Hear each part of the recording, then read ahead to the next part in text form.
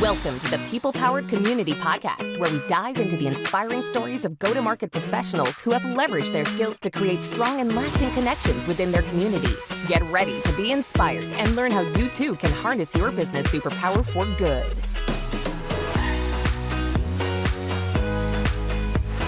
Hello and welcome to the People-Powered Community Podcast. I'm your host, Leslie Greenwood, CEO and founder of Chief Evangelist Consulting. And today I have an amazing guest with me, Nadia Milani. She is the VP of Marketing at Proposify.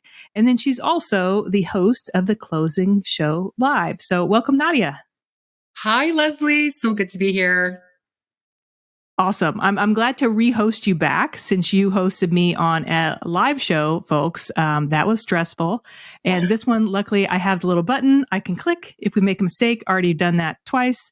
And Chet loves me for all the edits I make him make. So, but it's all good. So great to have you on. A little bit about Nadia and how we know each other. We actually know each other through Pavilion. We've known each other for probably 3 years. You were actually one of the very first people to enroll in the Rising Executive Program, which we had built out in Pavilion when I was there. And it was really exciting to have you as part of that.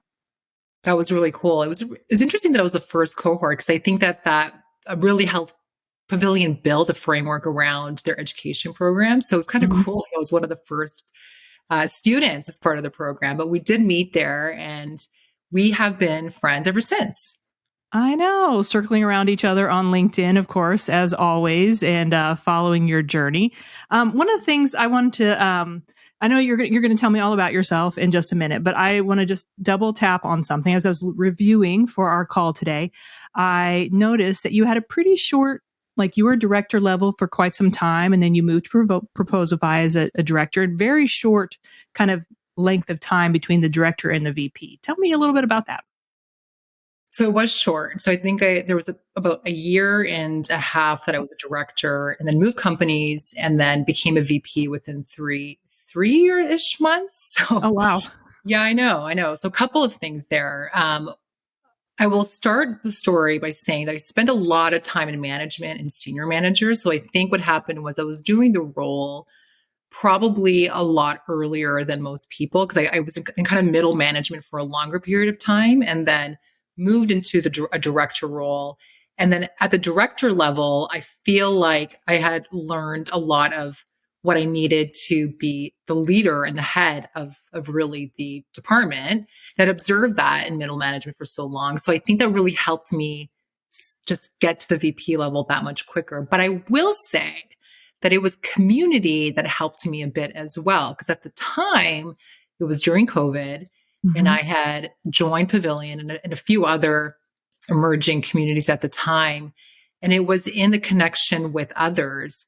And I will even say some of the learnings that I had in the Pavilion Rising Executives course that I was able to build what I needed, the skill set and the knowledge to help me just accelerate the time it took me to become the VP that I ended up being. But I also say that there is always luck in it because I do think there was a little bit of that kind of sprinkled into it. There was changes within the organization. I was asked to step in as the VP because at the time we had departures. And I said, you'll be surprised. I actually wasn't sure if I wanted to step into the VP role. I said, really? Let me think about it.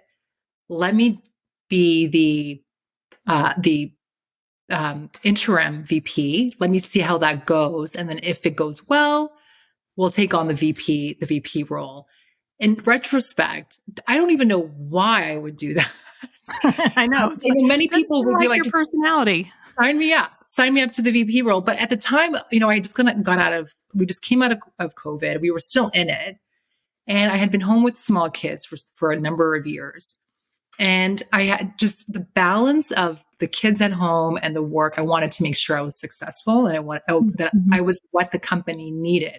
So I was a little bit apprehensive, but I think it's all those things that really led me to that VP role. It's interesting on two parts. One is that was the approach you took, and two, that you had a company that respected that and was open to that? Because I think many of us would have said yes, not just because of the opportunity for ourselves. We might still have that trepidation, but we would be afraid that the company would move on to another candidate without us.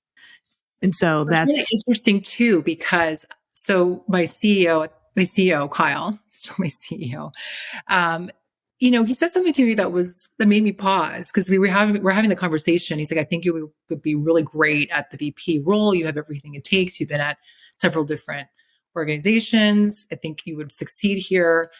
And he said, I really want to offer this to you. And I was very trepidatious and kind of like, I don't know if I should do this. And then he said to me, you can still be the mom. You could still do this virtually. You can still do both. We'll support you. And he's like, Nadia, do not have self-limiting thoughts. Like, don't think you can't do it because of everything that everyone's telling you or what you think that a perfect VP should look like. He's like, we're here to support you. And I think you could do a great job. So, and there's not many CEOs that would say that. Shout out to Kyle for that one. Absolutely. And you know what? I posted the story of the VP. It's still in my highlights because it tells the full story of how I became VP. And in it, I shouted out Kyle because it was because of him that I took the role. And it usually doesn't happen like that. It usually doesn't happen after being a director, only a year and a half. And then, going into a new organization, only being there 3 months. So he really did take a chance on me. And I, to this day, thank him for that. That's awesome. That's amazing. I love that story. I would love to hear that story from more women, to be quite honest, as people are going up in their career, et cetera. So we've heard a little bit about how you got here. Yeah. Wonderful story. We kind of segued a little early into that, but tell us a little bit about you. Absolutely. So, me professionally or personally or both?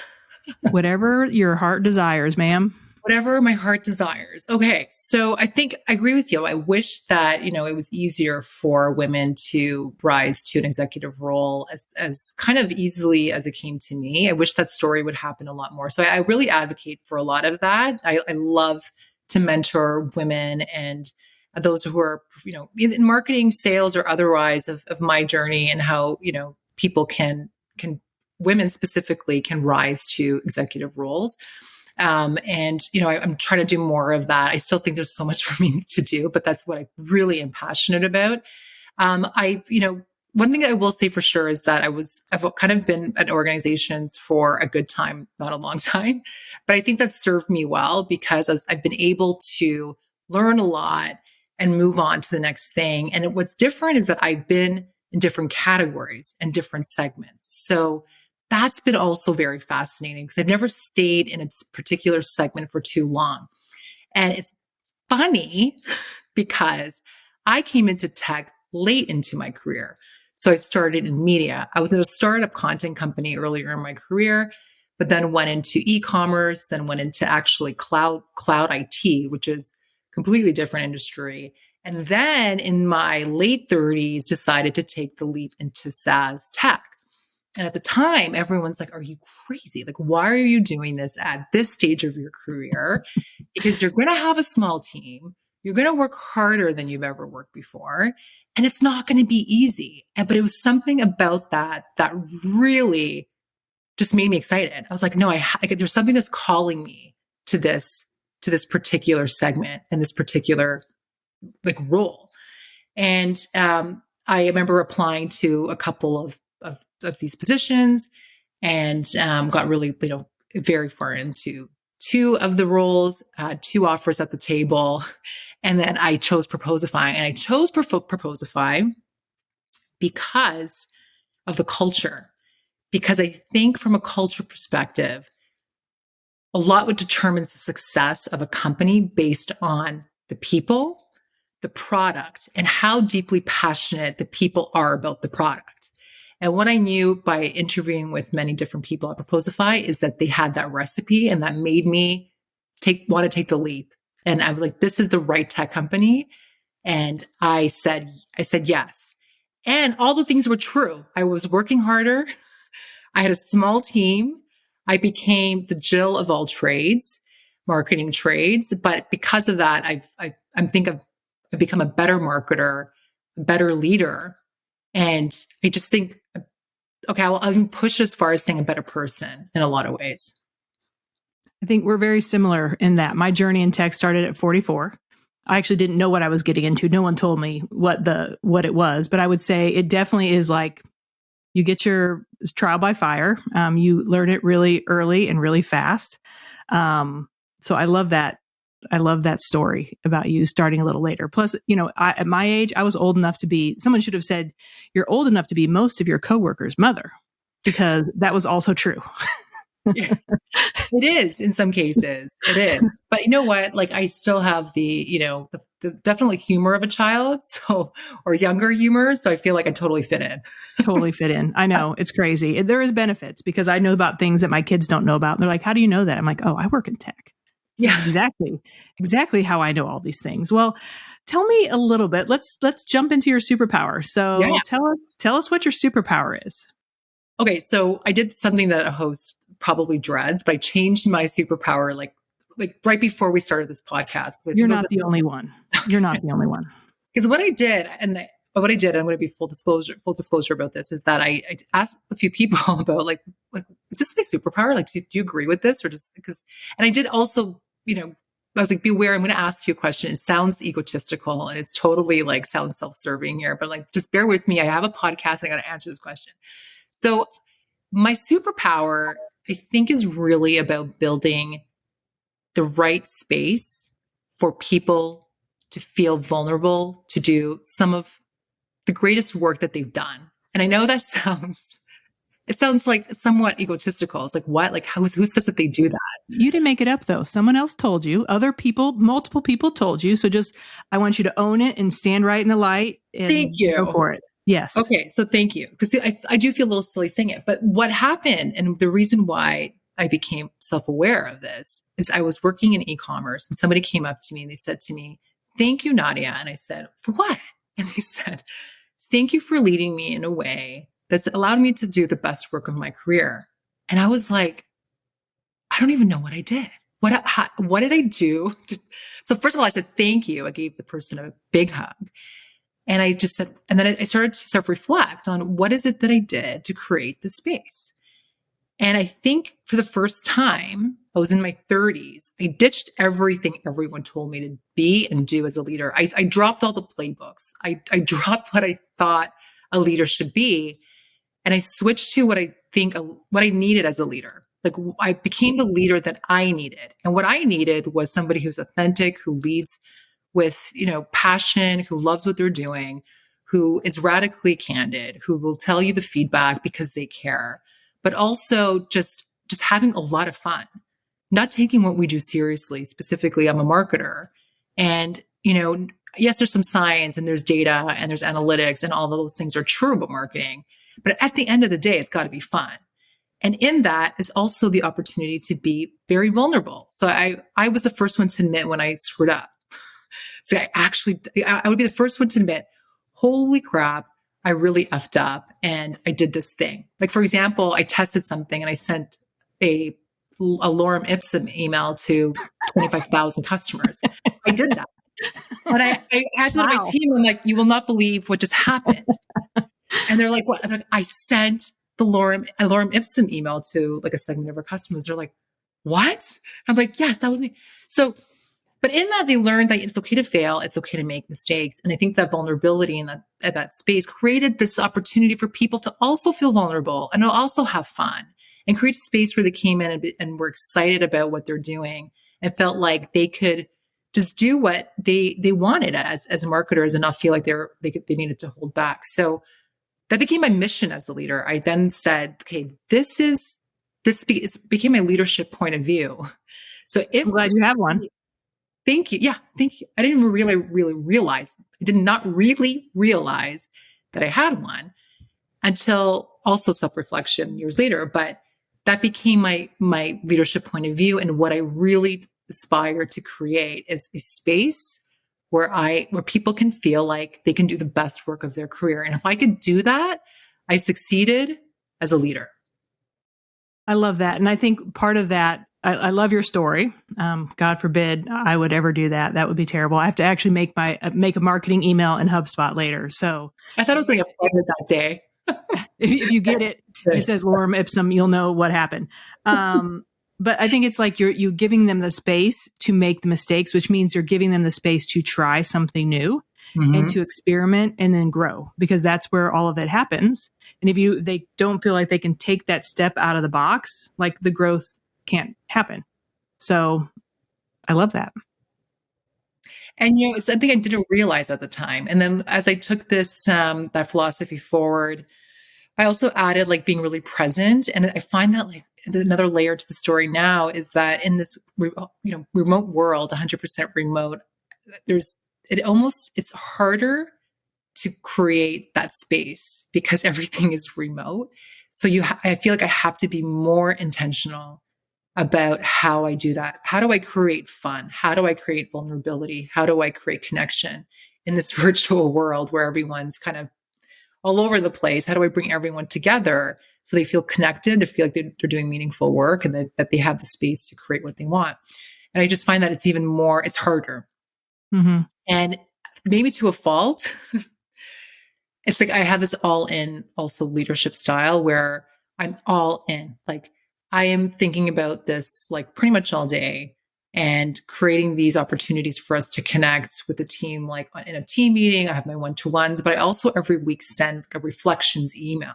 So it's like connecting all the dots on everything that's happened this week and connecting our team on those things. And then reflections that I've had as a leader on the team or on individuals or on the company overall, or things that I've seen, in the digital world that have inspired me and inspire us to move forward. So I feel like it's even harder to do that now, but it's possible.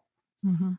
What struck me when you were talking about the way that you're like open about your mistakes and the way you communicate that to your team, a lot of talk these days about building in public. So, you're building your startup in public, you're sharing the wins, the losses. Basically, you're building your leadership career in public with your team. Yeah. It's very similar to that same kind of mindset. I love that. I'm going to steal that. Write it up on my board with the other. Okay. Awesome. Well, let's talk about where do you think this superpower came from? I mean, it didn't just come one day when you were in your 30s and someone told you that. Like you've been developing it over time. Where do you think that came from? Yeah, I think it's a mix of being in certain workplace cultures. And no, I'm not putting any culture down or leaders I've had in the past, because I think that everyone has different styles. But I always felt like I could accomplish so much in my 20s, but I just was never really given either the opportunity or the space to like really feel like I could be completely myself and bring myself into work.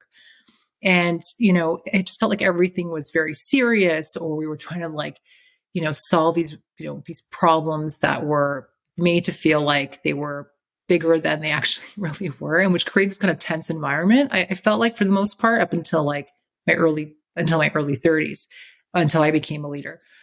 So I just felt like, I was never somebody who really read the playbooks. I intuitively just said, F this. I'm not leading in the way that I've been led, because it's limited me. I've limited my own potential, and I have not felt like I can bring my whole self to work. So if I can help my team bring their whole selves to work and feel like they can be themselves, then wow, how much more successful can we be as not only as individuals, but as a team and as a company? And it was, I will say it's something intuitive that came to be, but in reflection, I was like, it was kind of this moment where I learned that sometimes your intuition, you got to listen to your gut, but also that sometimes the playbooks aren't the right answer. Sometimes you got to go with what feels right.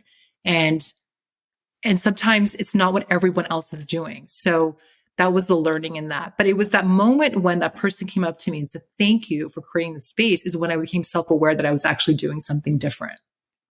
I think your point about, like following your intuition and not paying attention to the playbooks, I think that's a great point. I think there's a certain amount of self-awareness that has to be present within you to be able to do that, because obviously there are plenty of, again, not disparaging anyone, but I mean, I've had a lot of bosses in my life. There are a lot of not great leaders. And I'm sure I don't know if they were doing playbooks or if they were following their intuition, to be quite Right. honest.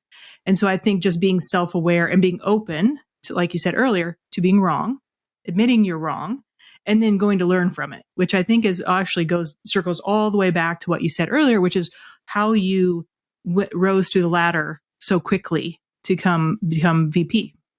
And so, Yeah, I think that's a really good point. And I'm not saying, and I'm not knocking playbooks because look, I think I have a book problem. Like I order everything I see. I just ordered like another 6 books. My husband's like, okay, like how many books have you actually ordered like in the last 2 months?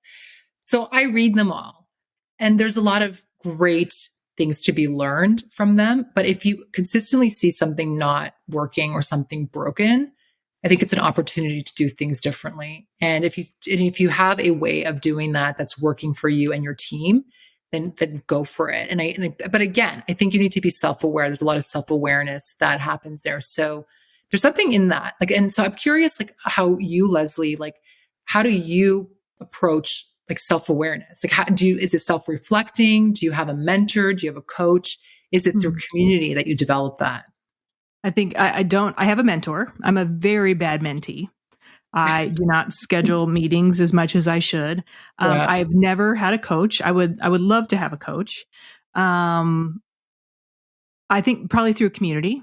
I also am very open that I have certain shortcomings and failings. Like I can be very direct. I am a high D on the DISC profile with a secondary C, which means I think I'm right. And I'm also going to tell you I'm right and why. And so, well, not exactly, but you get what I'm saying. So like things like pleasantries. If you and I are on a topic, I'm going to go straight in the topic and I'm going to forget the, hey, Nadia, how are you doing? I mean, there's just things, and there are some things that get through my filter that shouldn't get through my filter. But I will just tell people when I first start meeting with them, this is how I am. These are the things that I'm working on. This is what's probably going to happen at some point.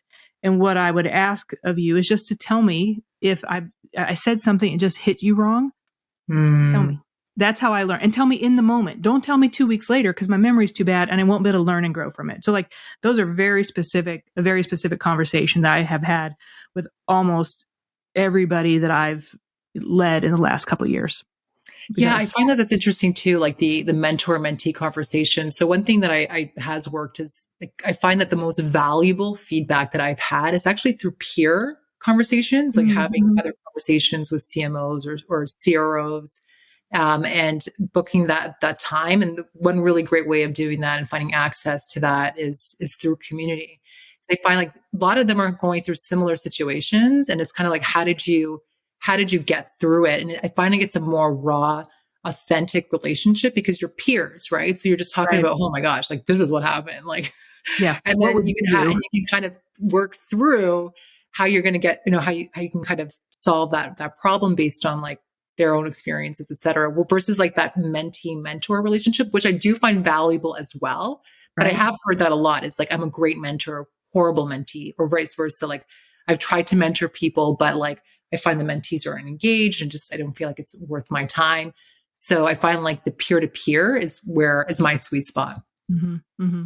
Well, it goes back to being open to make mistakes, open to learn different things, etc. Well, let's talk a little bit about 2 more questions, actually 3 more questions. One is, now that you've kind of identified this superpower, and I think you talked a little bit about it, but maybe there's a little bit left in there. Like, how do you keep it nurtured? Like, what are the things that you're doing, or are you doing something actively to kind of like, build that muscle? Yeah. So again, it's like, it's really about building a space where my team can do the best work that they're doing or that they can do. So it's fostering that connection. It's having the opportunity to develop that connection. And it has to be quickly, and it's hard to do that in a remote environment. So that was one thing that I learned working at Proposify, 100% remote from the beginning. It was my first 100% remote gig. I say gig, but you know what I mean. Yeah, role. And I just found that I had to really try harder to do that. So it was, again, building that space. And it doesn't sound like it's super, this is not a new idea, but it's having those meetings at the beginning of the week or whenever you feel like, works for your team. But it's really asking what your team needs, because sometimes there could be teams that just don't really feel like they need to meet. So the 1.5 hour team meet weekly may not be what they want. But it's also the connection one-to-one. So those one-to-one meetings are really important, and asking what the person on your team needs and wants. So, and also the format of that meeting. Is this, weekly? Is it bi-weekly? Do you need like a few times a week? I have one person on my team who wants to meet twice because her previous manager had a lot of touch points, and she likes to have one meeting where it's more about work specifically and one is more about coaching. So it's really about taking a problem that she has and how can we work together through it. So it's developing that connection based on not only what you think works, but asking your team, is this something we need? The reflections email is actually something that I took out of, where's my book? It's, here it is. So The Making of the Manager by Julie Zhou. So Okay. that's something that's in the book that I love.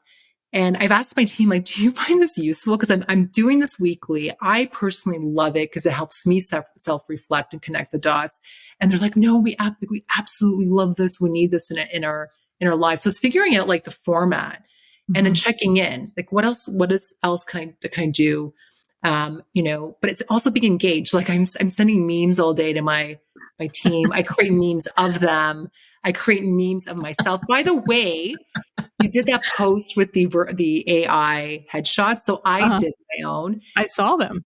Yeah. And what I do though on a weekly basis, you don't know this or didn't know this, or like bi-weekly, is I take one of the outtakes and I create a meme of that. And I make it I reference like something that we're working on.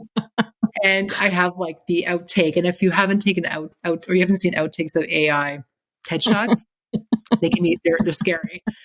They're so funny. I can't even imagine memes on that. That is amazing. A whole new application of AI headshots is meme making of the outtakes. Absolutely. So it's stuff like that they just find that it's really engaging. And then we have the in-person touch points that we try. I have some people in Toronto. I'm from Toronto, Canada. I meet with some of them. We have head offices in Halifax, Canada, Atlanta, Canada. So we try to have those in-person connections. And overall, I find that it just threads everyone, connects the dots, and we feel connected because we're constantly talking, but we're also celebrating each other, which builds that, again, that the connection and the funness, and creates the space where people feel like, yeah, I want to contribute and I want to do my best work. Hopefully that's true. Hey, if anyone on my team's hearing this and it's absolutely off base, let me know. Well, maybe don't let her know. You can tell me. Yeah. I'll filter it to anonymous and send it over that way. Love it. I mean, this is such a clear example, but, maybe you have a couple other examples. Like, how do you use this in community? So as you think about build, engage in community, how does this superpower help you? Yeah. So engaging in community so I think it helps a lot, specifically because people are really just yearning for connection. Like in real life, in-person events are just taking off because everyone's been stuck inside their homes for so long. So everyone's like, I want to meet people. But it's really important to, I think, get out there. So I think it's important to be vulnerable and to make those connections, because to have like peer-to-peer mentors, you need to be vulnerable. You need to be able to have those conversations so people can also feel like they can tell you what they're experiencing and some of the troubles and issues, and work together to kind of help resolve them. So I think it's really important in community engaging, community building. If you can create that space, you're onto something. If you can create a space where the people in your community can feel like they're bringing their whole self, that they're making really relevant connections, that they're doing or learning how to do some of the best work of their career, then that is a really great space where people are going to feel that they can feel connected, because that builds connection. I'll give you an example. I just recently, it's too bad because Thursday night sales with Amy Volas. Oh, yeah. Just had their last Thursday night meetup. And honestly, I felt like I had just kind of tapped in right before it ended. And then I started coming to those Thursday night meetings. And I was like, wow, I really missed out here, because it was a space where people were able to be vulnerable and to talk about the issues that they were having, and having a group moderated by Amy and Scott, where they're able to give really tangible advice on how to overcome it. And people felt space, and there were ground rules around it. Like the ground rules were that no one could talk about what we're talking about. No one can share this on social. And it was this really great private community. And the last day of TNS, which I was, very honored to be a part of, people are just like crying. I bet. And it was 3 years of coming together. And Amy had done hundreds of shows, I think. And that's that was amazing. So the last question I have for you is, if there were somebody else maybe earlier in the career, earlier in their life, they're like, yeah, I have the same superpower. What advice would you give them listening today on how they might nurture and grow that superpower to see that blossom over time? Yeah, I think that's a really great question. I wish I had known the secret sauce to great leadership before. So I think that being vulnerable and creating that space for others to be vulnerable is really amazing. It's an amazing thing, and not many people are brave enough to do it. So I think that if you are someone who allows that to happen, you are onto something. There's not many leaders who do it, who lead in that way. There are many who do, but you are creating something special. So keep doing what you're doing and lead with vulnerability, because it's going to create amazing work, not only in the individual, from the individual, but from the team, and again, for the organization. And you'll be surprised at what the outcome is. I also think the personal satisfaction that you'll get out of that as well. And the other thing I was just thinking about real quick before we just do our wrap up is that, we talked about playbooks. So I think it's very, you've made your own playbook. So you have these ideas and feelings and this intuition, if it already comes natural to you, and then you do the reading like you do, and you talk to peers, and then you create your own playbook out of that.